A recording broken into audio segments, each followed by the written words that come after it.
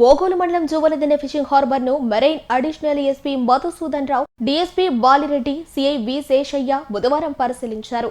ఇతర రాష్ట్రాల నుంచి వచ్చే బోట్లపై ముమ్మర గస్తీ ఏర్పాటు చేసినట్లు ఆయన తెలిపారు. తెలుగు రాష్ట్ర జలాలలో మంగళూరు, పాండిచ్చేరి వంటి ప్రాంతాల నుండి బోట్లు రాకుండా టాస్క్ ఫోర్స్ బలగాలతోటి గట్టి బందోబస్తు ఏర్పాటు చేసినట్లు ఆయన తెలిపారు. బోగోలు మండలం జువలదిన్నె ఫిషింగ్ హార్బర్ ను marine additional SP Madhusudan Rao, DSP Balireddy, CI V Seshaiah బుధవారం పరిశీలించారు. ఇతర రాష్ట్రాల నుంచి వచ్చే బోట్లపై ముమ్మర గస్తీ ఏర్పాటు చేసినట్లు ఆయన తెలిపారు. తెలుగు రాష్ట్ర జలాలలో మంగళూరు, పాండిచ్చేరి వంటి ప్రాంతాల నుండి బోట్లు రాకుండా టాస్క్ ఫోర్స్ బలగాలతోటి గట్టి బందోబస్తు ఏర్పాటు చేసినట్లు ఆయన తెలిపారు.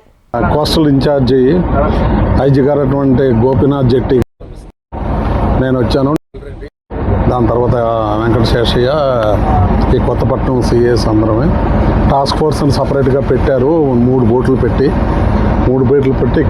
ఇక్కడ జువలదిన్నె, దాని తర్వాత కృష్ణపట్నం ఈ ఏరియాలోని పెట్రోలింగ్ చేసి కడలూరు కానీ అదర్ పాండిచ్చేరి బోట్లను కానీ ఇక్కడికి వస్తే అన్ని తీసుకొని వచ్చి అక్కడ పెట్టమన్నారు. దాని ప్రకారం తమిళనాడు నుంచి వచ్చి ఏ బోట్లైనా ఇక్కడి నుంచి దాని మీద ఇప్పుడు ఈ టాస్క్ ఫోర్స్ అని పెట్టి ఒక 3 బోట్లు పెట్టుకున్నాం.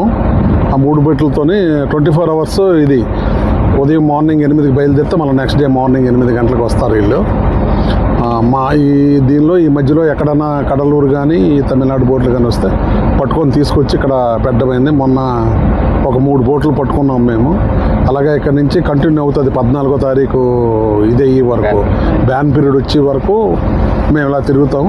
దాని తర్వాత ఉన్నదాన్ని ఎలా చేయాలన్నదాన్ని ప్లాన్ చేసుకొని ఎప్పటికప్పుడే ఏ ఏరియాలో తిరగాలన్నది లోకల్ ఇన్స్పెక్టర్లు, మా మెరైన్ ఇన్స్పెక్టర్లు ఇచ్చిన ఇన్ఫర్మేషన్ ప్రకారం మేము ఆ విధంగా మేము చేసుకొని ఇన్ఫర్మేషన్ పెట్టుకొని పట్టుకోవడానికి ట్రై చేస్తాం. అంతేనే.